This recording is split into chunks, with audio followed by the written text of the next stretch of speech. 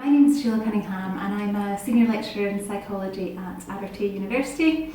Today's workshop introduces you to the idea of self-referencing, which is the focus of my research in psychology. So what you're going to do is do a little task and then see a couple of videos that explain the mechanisms that support self-referencing. And I want you to, as you go through the videos, have a think about how these materials might apply to your own teaching.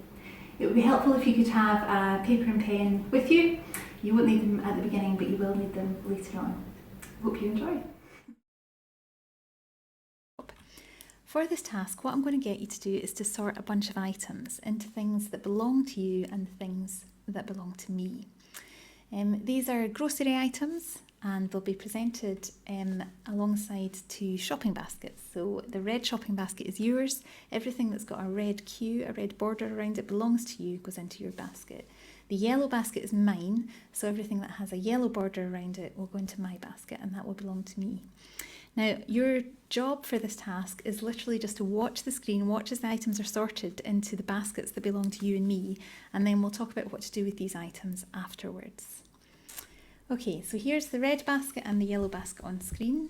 In a moment, the items will start appearing on screen and I just want you to monitor which basket they belong to. So here's the first item, it's biscuits, belongs to you. The carrots also belong to you because they've got a red border. The apple is mine, it's got a yellow border. The water is yours. The honey is mine. The grapes are yours. The eggs are mine. The beans are also mine. The tuna is yours. The bananas are yours. The milk is mine. The toothpaste is yours. The peppers are mine. The shower gel is mine. The jam is yours. The crisps are mine. And that's the end of the items that are being presented. Okay, so what I'd like you to do now is to grab a paper and pen and to get ready to write down the items that were presented on screen. So I'm going to give you a minute or so to complete this task, after which we can come back and we'll see how many of the items you remembered correctly. Okay, now that you've had the chance to write down what you remember from the sorting task, what I'd like you to do now is to mark what you got to see how many you remembered correctly. If you just give yourself one tick or one mark for each item, whether they belonged to your basket or my basket, we can see how these compare at the end. So the items that went into your basket were biscuits, carrots, water, grapes, tuna, bananas, toothpaste and jam. And you can just tot all these up and see how many of your items you remembered. You can pause the video if you need to take a bit more time. The items that went into my basket were apple, honey, eggs, beans, milk, peppers, shower gel and crisps. And again, if you just tot up the items that you got correct that went into my basket, you can then write that down. And the interesting comparison is whether you remembered more of the items that went into your basket or the ones that belonged to me. What we usually find when we do this task with participants in an experimental setting is we get what's known as an ownership effect in memory. And that is the pattern that people remember more of their own items than the other person's. So whether we do this sort of task with adults or with children, whether we do it using bits of paper on a desk or whether we do it in a computerised way, and whether we do it with just a few items like you did, or over 100, 150 items, we get this fairly robust pattern that most people will remember a couple of items more from their own basket than the other person. So this ownership effect is an example of the sorts of self-processing or self-referential effects that we're going to be looking at today. So you're now ready to finish up with this video and move on to the next one, where we're going to be looking at this effect in a bit more detail, thinking about why it happens, and more importantly, how you can apply this sort of effect in your own teaching. Okay, now that you've done this ownership task, you should have a flavour of the sorts of things that we look at about linking information to self. And generally there is robust evidence that when you link information to yourself, through ownership but also through other ways, then this has an impact on memory. So in the current video, what we're going to look at is the explanations for why this happens at a cognitive level, and also thinking a bit about how this effect might be usefully applied in the classroom to support children's learning. So the memory effect that you will hopefully have seen when you did the ownership effect is what's known as the self-reference effect in memory, which is this robust tendency for memory to be enhanced when it's linked to you. Because this is known as the self-reference effect on memory, self-referencing is just the act of how we link that information to self. There's evidence from lots of different tasks suggesting that the self-reference effect, or this memory boost for information that's associated with you, is really a very robust finding, and it occurs from very early in childhood. So we have data from very young children showing that they show the same effect, and also across adulthood into older adulthood too. So this is a robust finding across the lifespan. Now typically when we examine self-referencing in a laboratory, we tend to get people to access information about themselves while we're doing tasks. So traditionally, self-referencing is tested using what's known as a trait recall paradigm. So we get people to sit in front of a computer and to encode whole lists of different trait characteristics. And we compare how these traits are remembered when they're encoded in different ways. So in this first screen here, you can see what's known as a self-referenced example. So getting people to think about themselves when they're answering a question. Are you creative? Are you tidy? In the second screen in the middle here, we take a well-known other referent person and say, is this person calm, or do they have other characteristics? And in the last example here, this is a semantic encoding condition, which just means that we're getting the participant to think about the meaning of the word. So comparing across these different types of encoding situations, when we look at memory for the words, for the trait words, we get this robust finding that people tend to remember more if they've been encoded in this self-referential way. So in the first example here, rather than the other two. So you're more likely to remember information when you've encoded it while thinking about yourself than when you've encoded it thinking about someone else, or when you've encoded it thinking about it at some sort of deeper semantic level. As a psychologist, my interest in all of this is about why it happens, what's going on in the brain. And there's actually quite good explanations that we already know about that support why this effect occurs. One of the most interesting ones is that we have a really vast self-knowledge framework. So you know more about yourself than you know about almost anything else. The self-knowledge framework, so that network of memories from your own life, autobiographical memories, information that you store about yourself, that network of information is really extensive compared to our knowledge of any other people or almost any other construct. It's also very accessible, so because we think about ourselves a lot, that information is constantly primed and it's really accessible relative to other ideas. When we think about ourselves while we're encoding information, we can make use of this self-knowledge framework. So we can already store the information in an existing framework, and that makes it much easier to remember. First of all, because it's more organised, so it's slotting into an existing system that already exists, that has multiple routes to retrieval, and also because it's more elaborate. If I'm thinking about whether I'm creative or not, if I can think about memories that I have of being creative, or memories of times in which I've completely failed to be creative, these are quite rich autobiographical memories that I can add to that new memory of seeing that word on screen, relative to the sorts of information that I could add if I were thinking about whether Theresa May is creative or not. So being able to encode new information with reference to existing information means that that incoming information is more organised, more elaborate, and ultimately easier to remember. There are also sort of low-level biases in the brain that ensure that information that's connected to the self is not missed. So we know that self-cues in the environment, such as your own name or your own face, will really reliably attract your attention. So hearing your own name, if you're in a conversation with someone and it's a crowded room and someone on the other side of the room mentions your name, it's very difficult to keep your attention on the current conversation and to ignore the fact that someone's talking about you. If something's about you, it grabs your attention, even if that distracts you from your current task.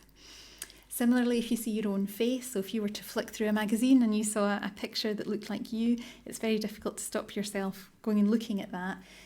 Again, even if that distracts you from your current task, if you see your own face somewhere, you're not going to ignore it. These are really powerful low-level cues that make sure that information that's relevant to us is not ignored. When information is connected to us, this can also elicit an emotional reaction, so an affective response. So if you are doing the ownership task, for example, and you get an item that might be considered attractive or unattractive, any sort of valence will give an emotional reaction. The fact that it's linked to you activates the reward system in the brain and you can get an emotional reaction. That releases a neurotransmitter system that ensures that the information is more closely bound in memory, and so you're paying attention to the information and it's more closely bound in memory. Both of these systems will help to make the information more memorable. So when we do a task that involves self-referencing, linking information to ourselves, then we can make use of these low-level biases to make sure that attention is captured, there's an affective hit, we're making use of the self-knowledge framework, we get better memory. So bringing that together, if you were to think about how these systems were to operate in a learning task, then if we have a task in which we can activate the self, so we can link information to the self, then we get that self-knowledge framework. So we get elaboration and organisation from the self-knowledge framework. Information that you can relate to existing self-knowledge is going to be easier to recall. But also we have these low-level systems. We've got attention capture, emotional arousal, and these biases can engage attention in the task and make sure that the learner is more engaged and more involved in the task and that the task becomes more memorable. So if we know that self-referencing, self-processing systems improve memory, then of course we should be applying these in learning. Now this is not a system that's going to revolutionise teaching, and I would never set it up like that, but this is a tool that teachers can have in their toolbox, that if they've got a child that they're struggling to engage in a task, or they've got learning materials that they're finding difficult to engage a classroom full of children in, then self-referential manipulations are things that we can try to apply to these materials to make them more engaging and to make them more memorable.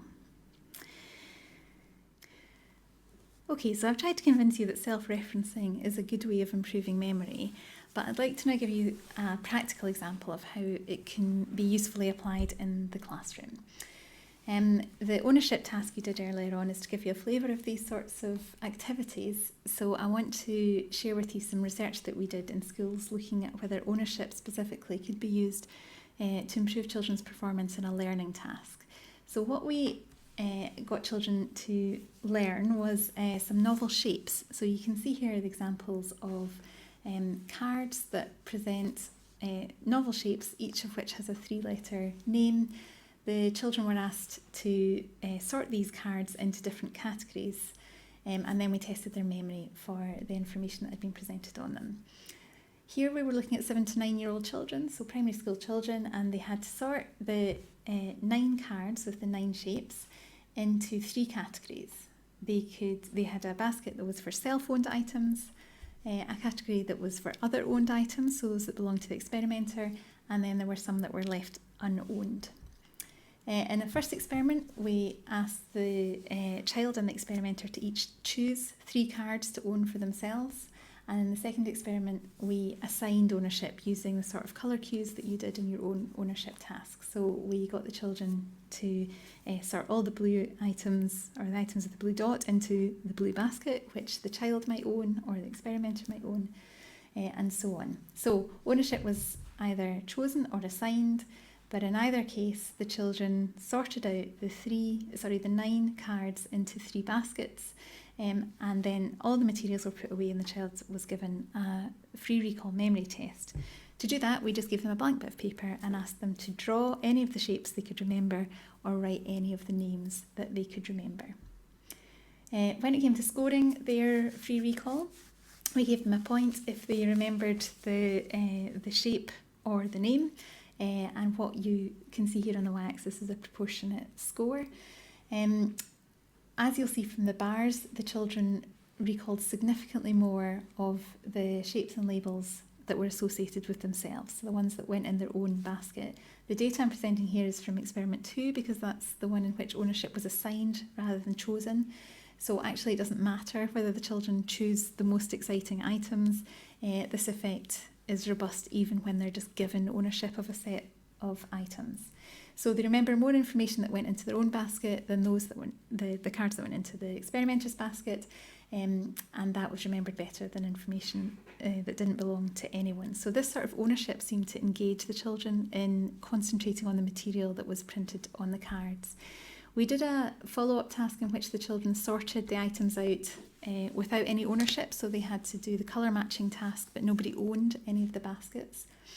In that situation, we found that memory was lower than in the ownership study.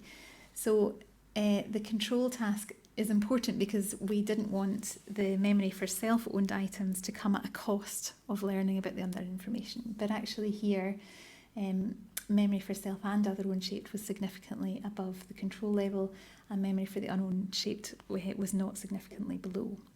So this sort of data suggests that ownership effects can have a useful impact on learning.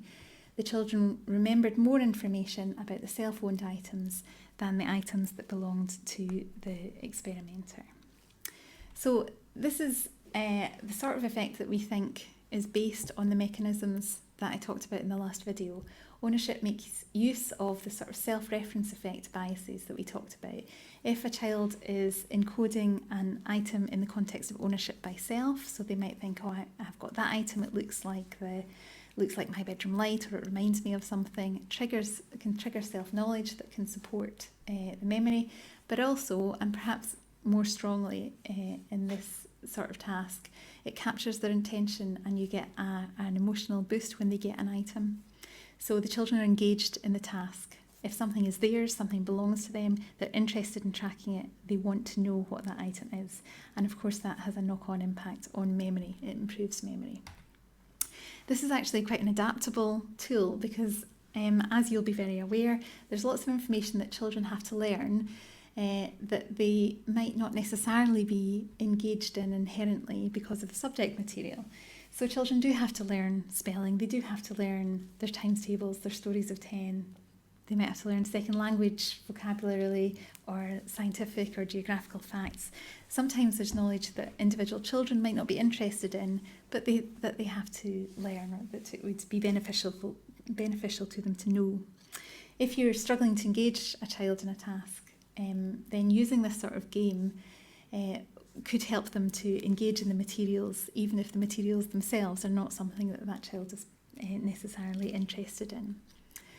So what I'd like you to do now is to take a little bit of time to think about whether you could use ownership, this sort of game, in a classroom task. Think about the learning tasks that you currently use. Are there any of them that you think you're struggling to get the children engaged with? And is that the sort of material that could be adapted using an ownership tool? So if you could just take a couple of minutes to have a think about that, really think about your own materials, and maybe jot down some notes so that you can reflect back on these later, and then you'll be ready to go on to the next video. So we've looked at ownership as one way in which you can elicit self-referencing in a classroom context, but self-referencing can also help other aspects of processing, and we can activate self-referencing in ways that are beyond ownership, and that makes it a very adaptable tool. In particular, in this video, I want to focus on how self-referencing can be applied and has been applied in literacy and numeracy tasks by sharing a couple of research examples with you. Looking at literacy, first of all, one of the first experiments that we did in this area was looking at children's spelling learning. So this had been identified as an issue, and so we were in a school in which they conducted their homework activities based on the traditional spelling task, where the children have to copy out their spelling words, copy them 3 times, and then generate a sentence for each of the words. When we went into the school, we looked at 7 to 9-year-old children, so children at primary 3-4 level, and instead of getting them to do their normal spelling words, we wanted to see how they learned novel words, so that we knew they had a baseline of 0 knowledge at the beginning. So we introduced them to some aliens. These are 4 alien characters, and each of them has a non-word name that involves some spelling that has to be learned rather than sounded phonologically. So the children's task was to copy these 4 alien names 3 times and then to generate a sentence about each one of them. So for half of the children, we got them to write a sentence that was about themselves, and we did that by getting them to write a day in the life sentence about what they would do if they had to spend a day with each of the aliens. So for example, for one of them, they might choose to go to a magic show, see a performer. For the other children, those who were not in the self-referencing condition, we got them to write about what they would do if they were if another character, this little red alien here, was spending a day with each of the aliens. So again, they could write about the same information, but it wouldn't be something to do with themselves. When we tested the children's spelling, what we found was that in the task, they actually wrote longer sentences in the self-referent condition. So when they were thinking about what they would do with each of the characters rather than about what the red alien would do with each of the characters, they tended to write longer sentences, and that suggests that they were more engaged in the task. Perhaps more interestingly, we found that they had a significantly improved spelling test performance compared to the children who were not in the self-referent condition. So they actually they actually scored at almost 31% higher level of accuracy than children who had written about the other alien character. So this was quite an interesting finding for us, but learning alien character names is not actually a particularly useful skill in the classroom, so we wanted to replicate this sort of paradigm with real words. So in the second experiment, we went into school and we used children's actual homework activity. So this was the spelling words that they were assigned by the teacher. We got the same children to participate in both a self-referent and another referent condition by taking over their homework in different weeks. And obviously we counterbalanced the order of that for the different children. So in 1 week, the children had to start all their sentences with the word I. In the other week, they had to start all their sentences with the word Harry, so writing about Harry Potter. We chose this character because he was one that all the children knew. In this condition, there was no change to the materials between these 2 activities. So whether they were doing the self-referent week or the other referent week, the only change in materials was the instruction that the teacher gave, which was either to start the sentence with the word I or the word Harry. We find a very similar pattern of results. So when the children were in the I condition, the self-referent condition, they wrote longer sentences, suggesting again that they were more engaged in the task. And perhaps as a result of this, we found higher spelling test performance in their end of week spelling test. So in the self-referent condition, they scored on average 13% better than when they were in the other referent condition. This is obviously a smaller proportionate increase than in experiment 1, but if you remember that a lot of the children will have known how to spell some of these words already, so actually to find that reliable, statistically significant difference was quite encouraging. So that suggests that in this sort of literacy task, self-referencing can enhance processing and learning. But actually, if you think about how children process numeracy tasks, there's quite a lot of literacy involved in that as well. So when children are faced with, say, a maths problem, this can quite often involve a lot of language processing as well as numerical processing, and that can be a challenge to a lot of children. So there is some research suggesting that self-referencing in numerical problems can have an impact on the children's ability to perform on them. So Daly et al. Showed that children perform a maths problem-solving task more effectively if the problem is written in the first person. So let me talk you through how that looks. For our version of this task, we got primary school children, again, 6 to 9-year-old children, to answer maths questions, and we created self-referent versions in which they were written in the first person and other referent versions. So in a typical maths question, they would be asked something like this: Jake has 3 apples, Chris has 4 apples more than Jake. How many apples does Chris have? The child has to get through the barrier of understanding the question before they can perform the maths operation. So this would be an example of an other referent version. There's no self-referencing in this question. In a self-referent version, you have exactly the same maths operation, but one of the referents is replaced by a personal pronoun. So you have 3 apples, Chris has 4 apples more than you. How many apples does Chris have? So in these 2 conditions, the children are simply having to press a number on the keyboard to answer the question, and we record their speed and their accuracy. An additional task that we got them to do at the same time was an attention monitoring task, because we were interested in whether they found the personal pronoun, the self-referent condition, easier or not. So we wanted to see how much attention was left over. So we presented a light bulb at the side of the question, and every now and then that light bulb went on. And the child's task was simply to say, to press a button whenever they noticed the light bulb coming on. So that sort of task is used in psychology experiments. It's known as a secondary monitoring task, and it's used to measure how much leftover attention there is. So if all of the child's attention has been taken up by the maths processing, then they should be quite slow to notice that the light bulb is coming on. However, if they have plenty of leftover attention, they should be quite quick to respond to this task.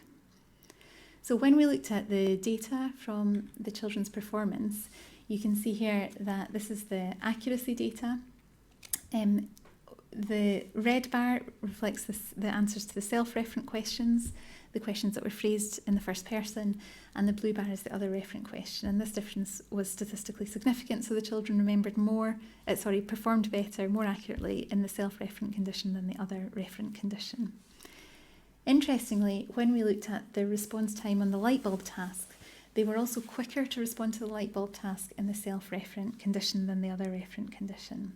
So that suggests that in the self-referent condition, they're performing the questions, they're performing the problem solving more accurately, but also they're finding it a little bit easier. It's not taking up all of their attention to the same extent as processing the other referent condition.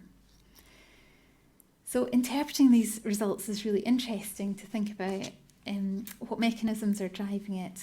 Why does this occur? Why are children finding the task easier? One potential explanation that's quite compelling is that if you look at the self-referent version, there are actually fewer referents to keep track of. So in the other referent version, they're having to remember 2 people, whereas in the self-referent version, they are one of the characters. And so in terms of working memory load, that is a lower load for the children to process. And so it might remove one of the barriers that makes solving this problem difficult. And secondly, an alternative explanation is that because the task involves them and they see themselves in it, it might be more engaging and capture their attention better. And therefore that might be what's driving the difference in performance. So we're currently doing quite a lot more research to look into this a bit more closely to see what the mechanisms are. But the important thing from a teaching perspective is that together with the ownership task data and the literacy data that I shared with you, these sorts of experiments suggest that self-referencing can be a really useful tool for learning across lots of different types of tasks. Self-referencing is supporting memory, engaging attention, and these are ensuring that the children are performing better at the tasks than if no self-referential manipulation is included. The last thing I would like you to do for today is, now that you've seen a few more examples of the sorts of ways in which self-referencing can be applied in the classroom, is to think again about your own classroom activities, your own learning materials, whether they're in literacy, numeracy, or other sorts of learning tasks or processing tasks, and think now about other ways that you might be able to use self-referencing, just to give you a little bit more inspiration. From talking to teachers and from doing some work with children, I know that other things that can help are, for example, if a child is struggling to come up with a story, quite often teachers will say to them, well, think about something that's happened to you. And teachers have told me that they do that quite spontaneously and it's quite effective, but now we know why. So that's like the sentence generation task. If they're thinking about themselves, they're more engaged in it, they're more interested in it, and they've got access to this autobiographical memory store that's so extensive compared to other forms of memory. So if you do this task just now, and then you can click on the final video, and that will be the end of the workshop for today. Now that you've been through the workshop, there are some follow-up activities. So there's a discussion board about self-referencing on the SERC forum. So if you'd like to visit that, you can post your own thoughts about how you might apply self-referencing in the classroom, and you can also hopefully view posts that other people have made that might give you some ideas as well. If you want to look at some follow-up information, I have a website, that's www.selflab.co.uk, and on there you'll find links to published research, as well as other information about self-referencing. My email address is on the website. You can use that to contact me if you'd like to ask any follow-up questions or have a discussion about anything. I'm also happy to come and visit schools for free, just to give some workshops and some further professional development about self-referencing. If you think that might be useful, then feel free to get in touch. Lastly, you'll be contacted in a few months to request some evaluation of the self-referencing workshops and the materials, to see if you found them useful and actually if you implemented them in the classroom. So I'd be very grateful if you could fill in the evaluation form and return it to us when you're contacted. Thanks for your time.